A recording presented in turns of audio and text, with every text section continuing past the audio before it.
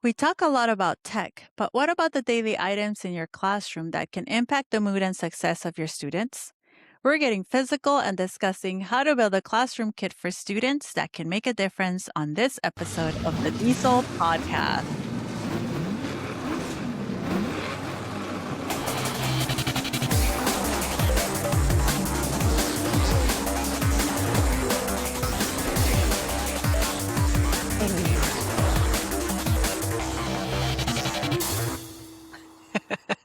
Hello, and welcome to the DIESOL podcast, where we focus on developing innovation in English as a second or other language. I'm Brent Warner, professor of ESL and author of a couple of resources. And I'm here with the wonderful Ixchell Reyes, award-winning indicator innovation. Lots of good things. I should probably give you the proper introduction in case people are listening for the first time today, but, welcome in. You're hanging out with us as you would normally. So, Ixchell, how are you? Last time I was exuberant. Ooh, yes, that's right. You were exuberant. No longer? Has the exuberance faded away? What's the adjective that's a little more intense and exuberant? Very exuberant. I'm exuberanter today then. That's because you're back. You're back from Japan. I'm back. Yes. Yeah. Welcome back, me. Yeah, I had a good time in Japan. I don't know if we mentioned this, but I was invited to be, maybe we did, probably did. Yeah, I was invited to be a keynote speaker at the JALT Call conference, which is just great. I tried to get you to go, but you weren't going for it. I had no money. Fair enough. So yeah, although you're almost saving money traveling to Japan right now, almost. Like it's such a good price. Right now is a really good time to go to Japan. So yeah. Go help the economy. So a couple very quick things about JALT Call. I met this guy, Bill White, and he was talking to me about the podcast, and he's like, hey, you really scared me. The podcast really scared me. And I'm like, what? Listen to the Halloween episode of Things Yeah, so I was like, oh, well, geez, what episode did you listen to? I was kind of like... End of the world? Yeah, well, that's what I'm like, oh, God, I'm sorry. Like, I wasn't trying to, we try to keep things mostly positive, even though there are some really awful things happening. And he's like, yeah, well, I was driving down the road, and then I was, listening to your podcast for the first time, and then all of a sudden, from like right behind me came this... I'm like... and yeah, the one you guys heard probably about 15 seconds ago. The sound effects. So sorry about that, Bill. Apologize. Not trying to drive you off the road or anything. Please be careful of the sound effects. But anyways, yeah. So JALT Call is very cool. It's a different kind of conference. I noticed that a lot of the teachers are like real DIY tinkers, kind of explorers and things like that. Like they're all out there building apps, like making their own AI servers, doing, like heavy duty engineering kind of stuff. You're in Japan. It's the land of technology. Yeah. So it's interesting because it's like, that particular conference does seem to be a different vibe. And I mean, yeah, for sure, they're talking about using tech to help students and all these things, but also is like, okay, like there's definitely something way different than what I ever see at conferences, even tech conferences around here. Like Q. Yeah, Q, like they're all cool. Q's gone. Q, that's right. It's called, what is it called now? Cali. Cal-IE or something. Yeah. Anyways, so it's just kind of a different group of people, and it was kind of cool to see. Like, it almost felt like being at an engineers conference more in some ways than a teachers conference. But everybody's so great, really friendly. I got good feedback on the keynote and everything. So yeah, what had a good time. On? By the way, it was called The Anchor and the Sail, and it was about like when to kind of hold back and what things to be concerned about with technology and what things to move forward with. It was completely icon centric, so as you know, with my design style is like minimalism and icons only, and so people were kind of fascinated with that as well. But yeah, it was cool. Basics. Simplicity. I It mean, was good. And so, so some of the things I went to a couple good sessions, and I think, one I was really interested. This teacher just kept talking about like how he's, trying to support his students and being thoughtful about where they are and what they need in the moment mm, and everything like that. And so it kind of ties into today's topic, Ishel. We were talking mhm. about, and I think you're much better at this than I am, about kind of having physical goods and physical things and putting together Physical, like a physical. Oh, Sorry, I now can't you're do doing some you're doing it. some Olivia Newton-John in here. Okay. uh, But anyways, yeah, so that's what we're talking about today. So, you're kind of more of the expert on this conversation than I am I am, the so expert? I'm going to let you transition us into the conversation. So let's dive right in. Woo! All right. What do you got for us? All right. So a lot of the stuff that we've sprinkled it all throughout our shows, I think, whenever we talk about the affective filter and creativity. But I think here, let me share a window real quick. Mhm. Um, what I like to point out is that most of these ideas I obviously learned them from other people. Sometimes because I'm curious myself as to how to approach the classroom in a way that meets my students where they are. Mm. Also, the fact that my students' feedback is many times positive in the sense that they'll say, "Oh my gosh, your class is already over. I didn't even realize that it's over. Oh my gosh, I look forward to your class even though I don't like Mondays." So I constantly ask myself, why? Why? Because oftentimes we are teaching things that maybe students are not necessarily going to have a fun time with. Not Mm. everything in English is fun. Not everything can be a game. And some stuff is just painful. Okay. Phrasal verbs and idioms, painful. So, a lot of my ideas came from a book I discovered while I was in my credential program a long time ago, and that is a collection of books by Brian Jensen. He's the author of Brain Based Learning.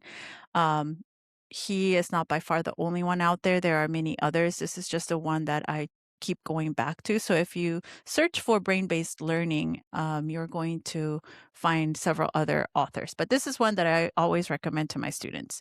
He also has Brain Compatible Strategies, which is a very quick and dirty, very thin ready to apply strategy. So instead of reading the full brain based learning research based book, you can simply pick the other one up and find something that you can apply. Anyway, all that said is I'm quite interested in how to lower the affective filter, how to help students manage their concentration, and also how to feed their curiosity.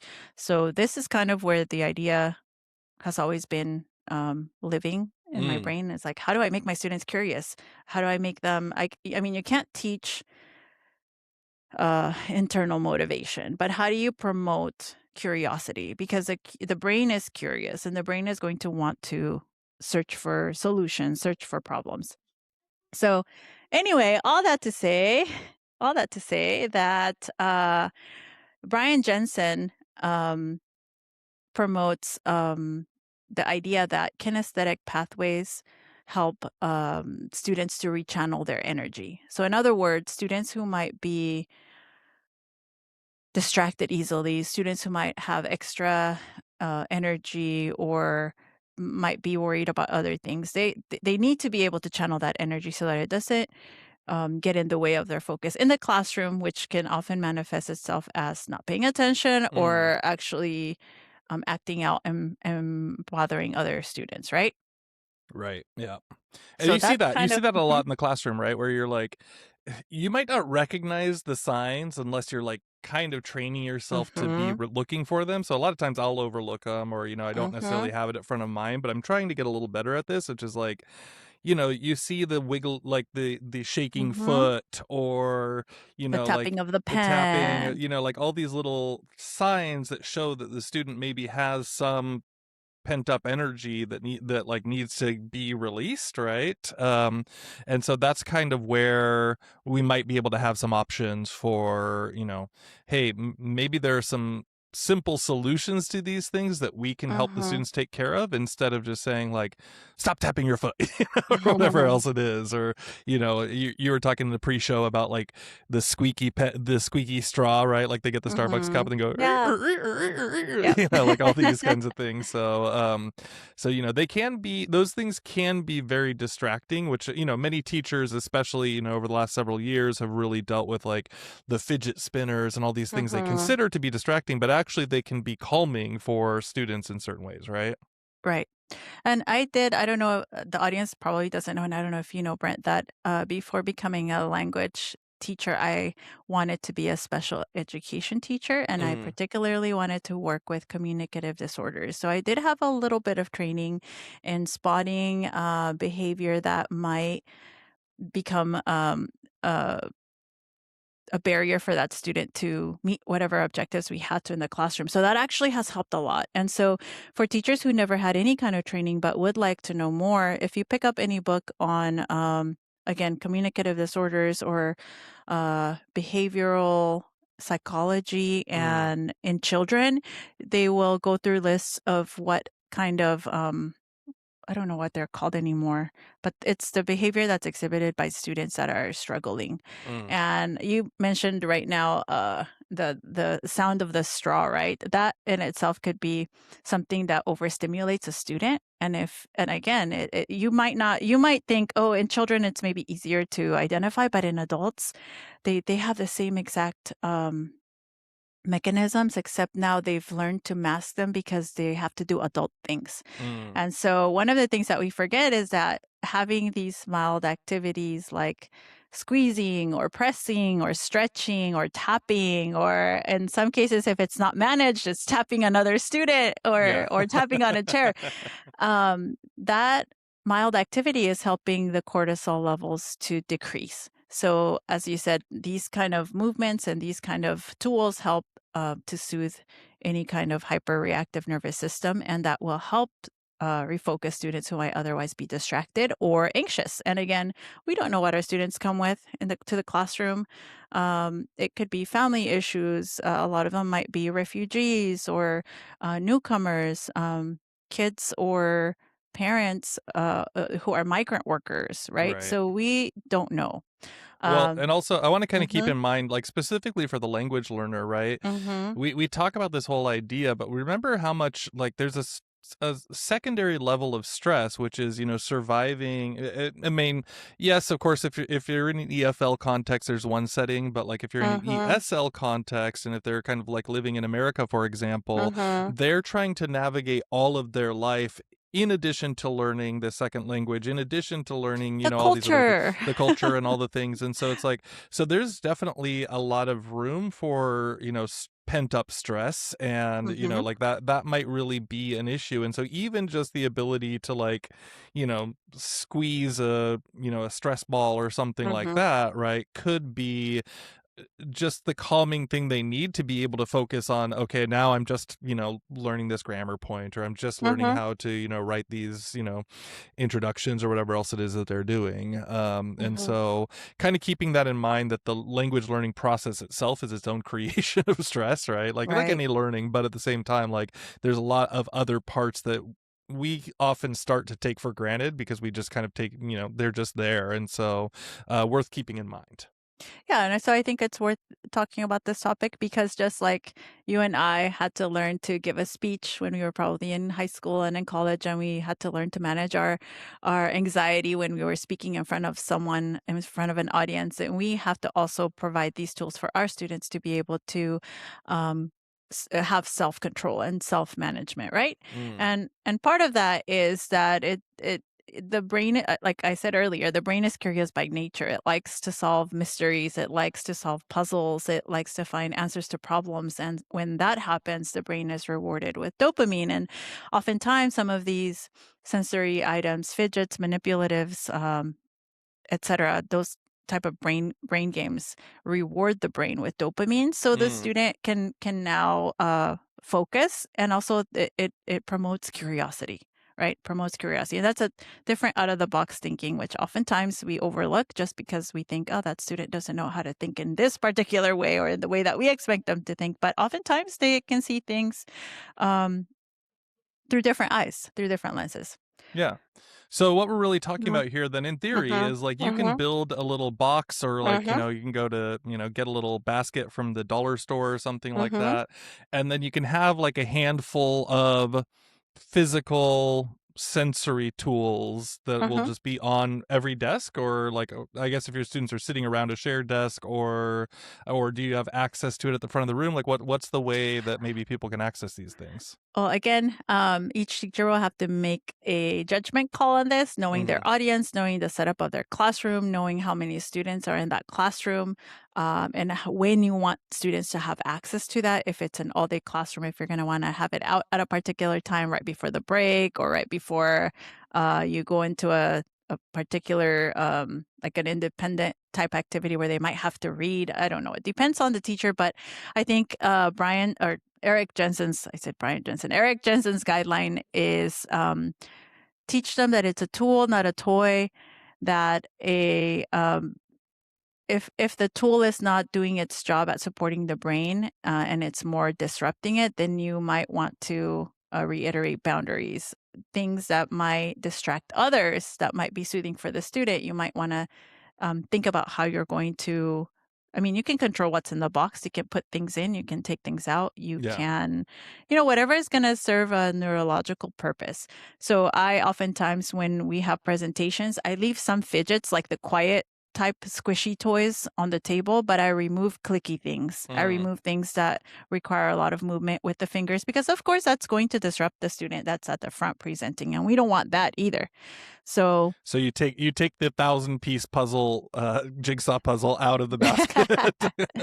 yes, things that are maybe a little bit more noisy and distracting in nature, and leave more of like the soft plushy type squeezy, I don't know, little bean bag, what are they called? Yeah, little bean bags. Yeah, like Or cush balls mhm. or the Even like stress squeeze. the quiet spinners are Yeah. fine, and I'll tell students sometimes it's fine to use it, just use it under the table so that it's not sometimes they like to put it up to their ear and hear it. And Oh again, you yeah. would be surprised at how many adults I see up here with the little fidget.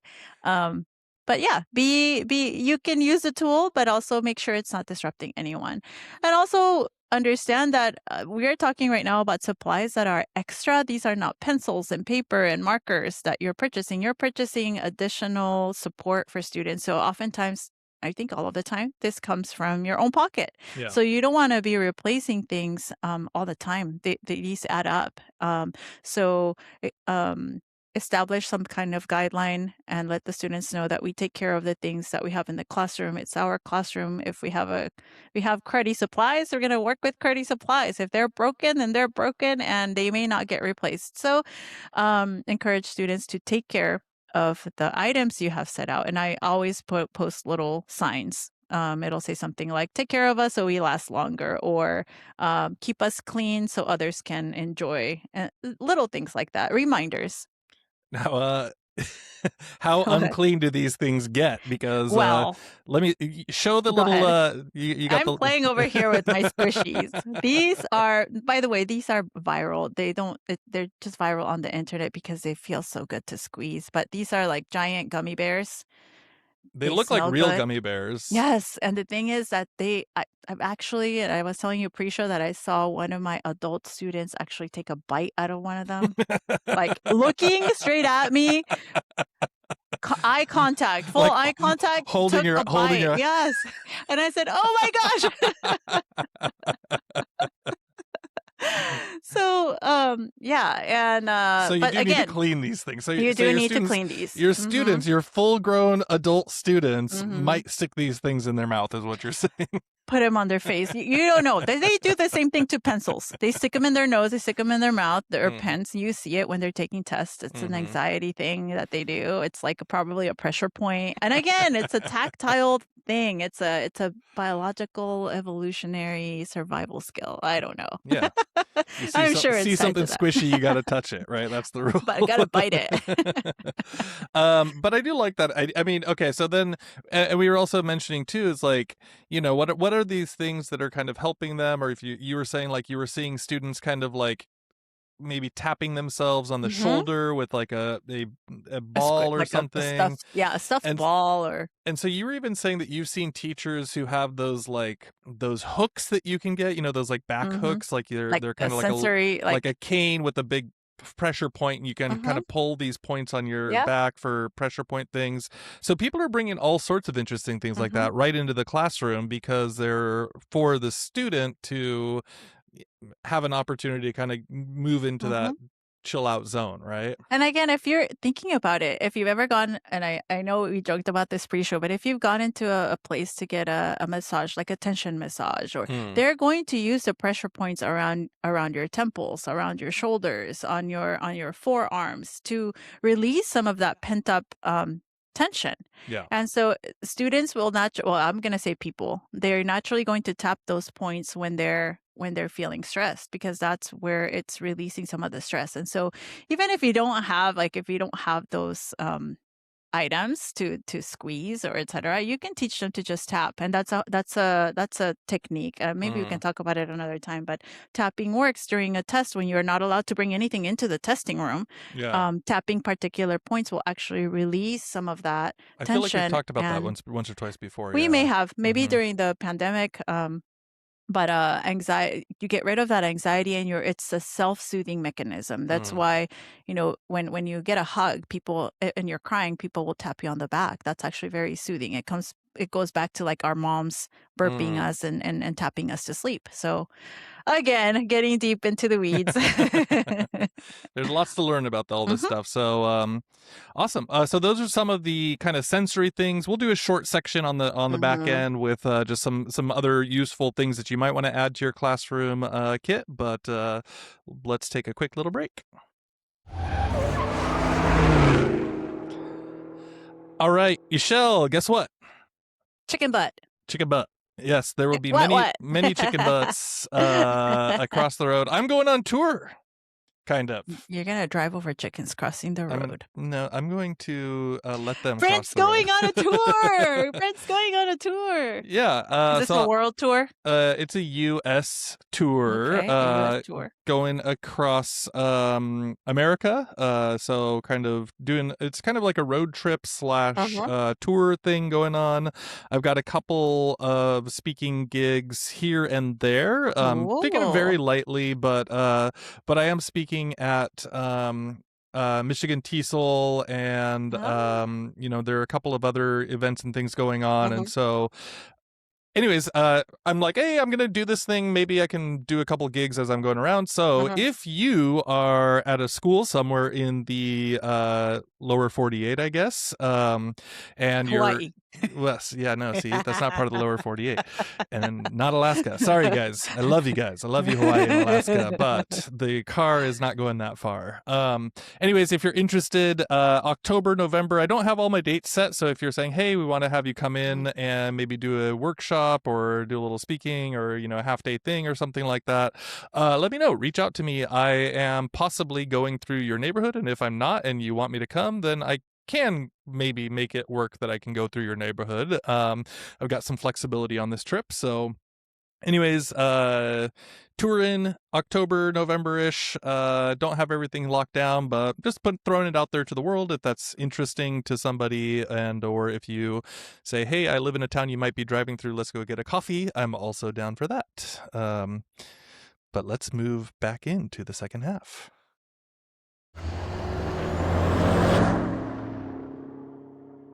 All right. So what can we add to our kit to start with? Brent, you've Yeah. got some cool ideas. Yeah, this is a little bit more, I don't want to call it practical, but like a little bit more daily life stuff, right? Uh-huh. Daily classroom stuff. So I'm just throwing in a few things. I've talked about this before, but a giant classroom timer. I think mentioned in the show before that I was Mm-hmm. looking for one that I wanted because I wanted to have, and then Andrea Earl, who is a friend of the show and a friend of mine, sent me a Mm-hmm. message, and she's like, "Hey, here's one from this company. I think it's Lakeshore Learning or something like that, and they are just making kind of very useful things for teachers. It's kind of kids based, but anyways, this is like a nice giant clock. It's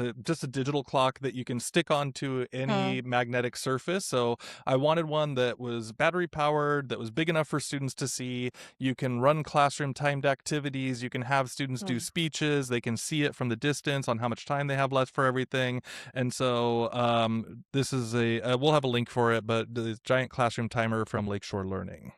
So you could use this without Wi-Fi, right?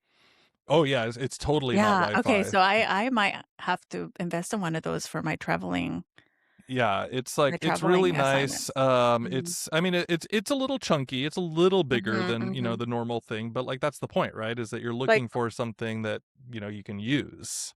is it something you could pack into a carry-on, or is it Yes. bulkier? Okay. How big is it?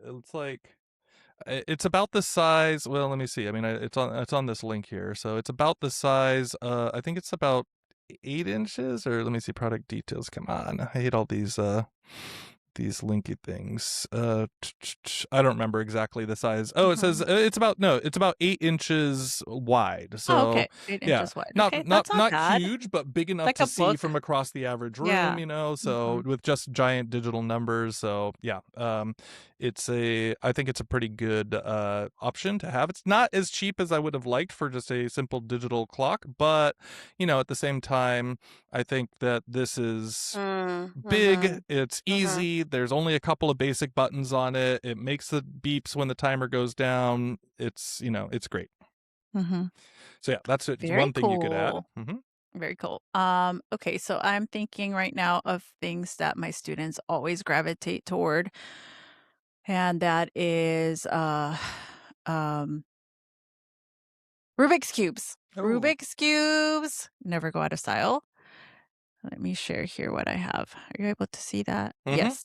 So Rubik's cubes, all sorts of Rubik's cubes. Now there are some students who are going to want to solve right away or just twist. They don't even know how the algorithm. Some will be curious enough to look up the algorithm and they'll say, "Can I borrow this and bring it back tomorrow?" And then they solve it. I always like it when they do that because that means they pursued a problem and they were interested enough and curious enough to go figure out the solution. Mm. But I also have the single, I think it's the 2 by 2, and I have the 1 by 3, which appear simple in nature, Mm. but it's enough to get students curious. And so they're pretty quiet in nature.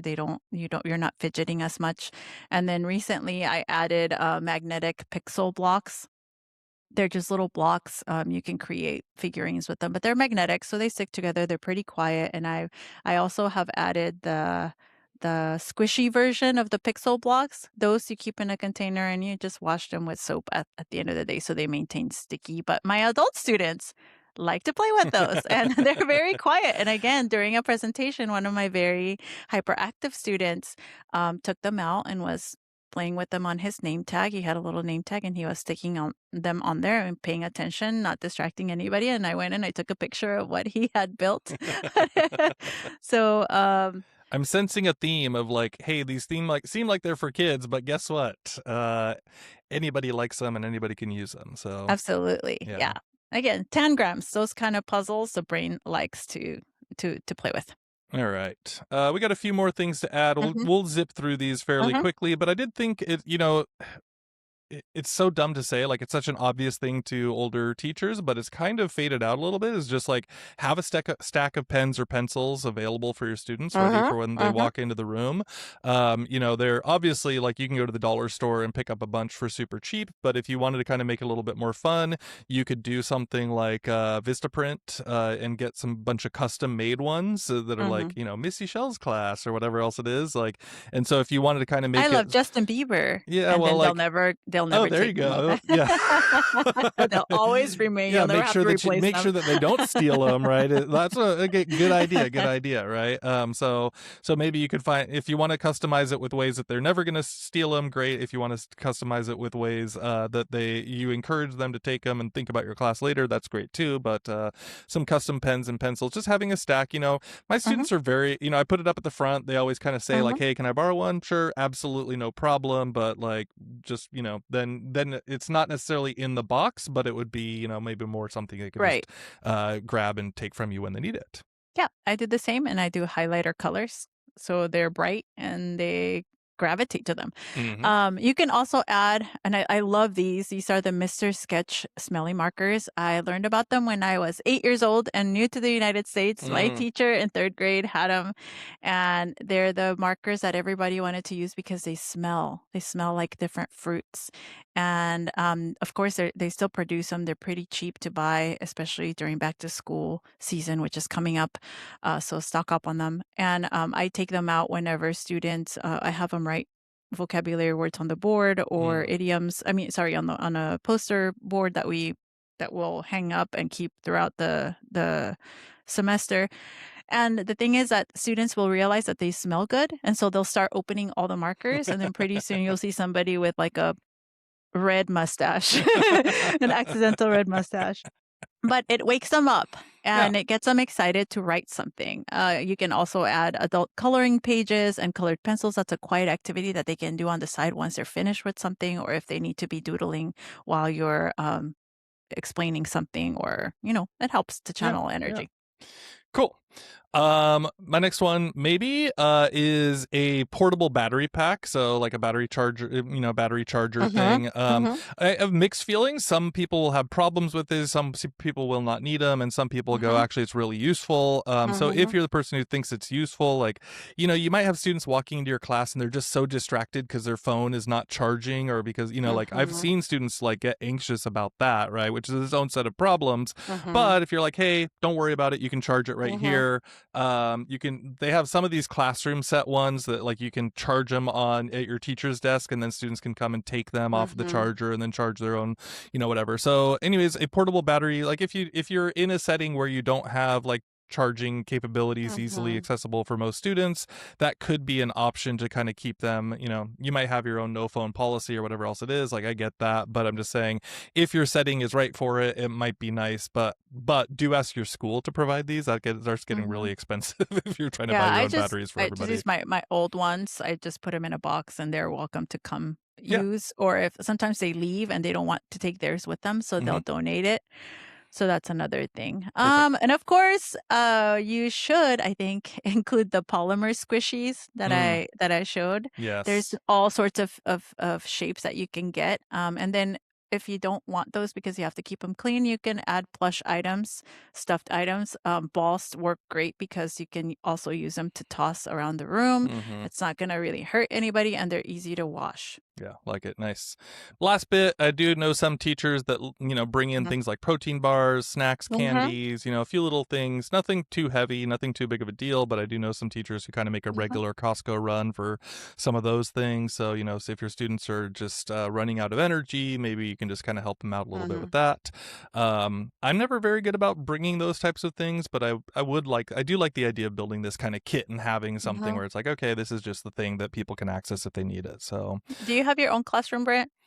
I Or do you kind of share? we all share. Everybody Yeah. shares. So I rotate classrooms. I mean, I So have the that's one that's kind yeah. of mine, and I can leave stuff in there. Mm, But we all do rotate. Other people come yeah. in and out. So So I think that also comes into play in knowing what you wanna have in there, and how you want to replenish things, when you want to replenish things, and maybe there are things that you might say, "Okay, this is the lucky class that's gonna get the, I don't know, the high-end whatever yeah. popcorn." And you decide.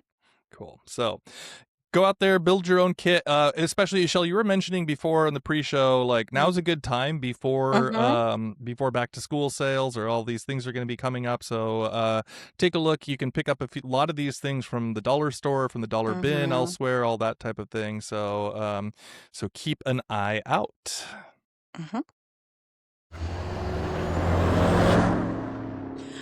All right, it is time for our fun finds. And You Brant, have you heard of Kurmaji Haregule? Hey, no, hey. no, Da, da. Oh my gosh. Okay. Well, anyway, that is my fun find. It's kind of old, maybe like an internet time. It's this like 3 days old. no, like maybe a month old, Whoa, probably. forever old. Wow, you're talking ancient. And it is, and again, this might be a little bit controversial, but it is an AI generated track, Mm, and it is in Kurmanji Kurdish, which is a dialect. I don't want to say dialect. It's not a dialect. It's a type of Kurdish, okay. but it is such a catchy song that it has it's gone viral. And so Mm, now there's multiple versions of it in different languages. But the thing I like about this song is that it has brought attention to the Kurdish language. cool. And so I think even if it's AI generated, now you have opened a portal into actually tapping into to people who are to Kurdish artists. So I have no problem with it. I will link it in the show notes. It is amazing. And once you listen to it, it's one of those catchy things that you're going to be like, oh man, I need to listen to it again. Cool. All right. Well, I like the idea of exposing people to other languages, of Mm-hmm. course. This is not my fun find, but just kind of happens to be along that same conversation, which is there's a TV show on Netflix, I think it's called Unorthodox, which is like the first Mm-hmm. Yiddish TV show, right? Or the first TV show. Interesting. So it's like Mm-hmm. kind of based out of New York and Germany, and so really Mm-hmm. interesting. But lots of Yiddish in the show, so it was really interesting to listen to. Hmm. Cool. But that is not my fun find. My fun find is the Camp Snap camera. Have you heard of this Why does thing? that sound like no, but it reminds me of Camp Snoopy. Yeah, sure. I guess so. So here it is. This is the Camp Snap camera. It is basically it's a digital camera with no screen on it, right? And so I ended up getting the Pro, which was a little bit more expensive. Right now it's on sale, but basically you can see it here as like Retro, very retro retro. camera, but Yeah. like look at there's no digital screen to Yeah. check your pictures, right? All you can Yeah. do is be in the moment, take pictures like you used to back in the day, and Mm-hmm. then later you pull out the SD card and plug it into your computer, and then that's when you can finally look at the pictures. So So you're it's not going to kind be distracted trying to take 10 shots because you that's didn't right. like whatever. That's There's a cool. couple basic filter choices. I think you can change them if you like. This one that I got has a little flash on it, but the whole point is like live in the moment, right? Like take your pictures, yes, have memories, but as soon as you open up your phone, you know you're going to be distracted. You know you're going to start editing the Yeah. picture. You know you're going to be trying Yeah. to upload it in the like get it on To Instagram. your It's like social media. it's Yeah. like you're ruining the moment, right? Like for yourself when you're doing all Yeah. those things. I mean, it can be fun. Don't get me wrong, but it's like you become totally distracted and pulled away. And so I really love this. And I bought this before I went to Japan with this idea of like, okay, I'm going to be trying to be off my phone much more. And I want to I do want to take pictures. So I ended up and I Mm-hmm. looked through them and I'm like, oh, they remind me of the pictures I took the first times that I went to Japan. Like they're Mm-hmm. kind of a little bit lower quality, but they're like real and raw and they feel like that moment, Mm-hmm. And so, anyways, if you're interested in kind of the a little bit of the stepping away from all the smart everything, this is a good one. The Camp Snap camera. There's other choices. I got the Pro one, a little bit more expensive, but it's like $70 or something like that, and it's like these throwaway cameras now, Ixchell, are like $20 for Mm. like just for Yeah. 24 pictures on film. And this is Mm-hmm. like, okay, a little bit more, I can use it Mm-hmm. endlessly. It takes 1,000 different photos or whatever, so totally great, and I'm really happy that I got it. You should stick it in your sensory item box. Oh yeah, let students take weird pictures. I'm not sure if that would work out very well or not. Depends on the class, I suppose. All right, well, with that, I think we're wrapping things up, so Mhm. here we go. For the show notes. For the show notes and other episodes, check out diesel.org/141. You can find us on YouTube, Facebook, or Instagram at DieselPod. You can find me out there at Brent G. Warner. And you can find me on Instagram most of the time at Ixie_Pixie_. That's 2 underscores. IXY_PIXY_. Thank you for listening to the Diesel podcast and see you on the next episode. Bye, everybody.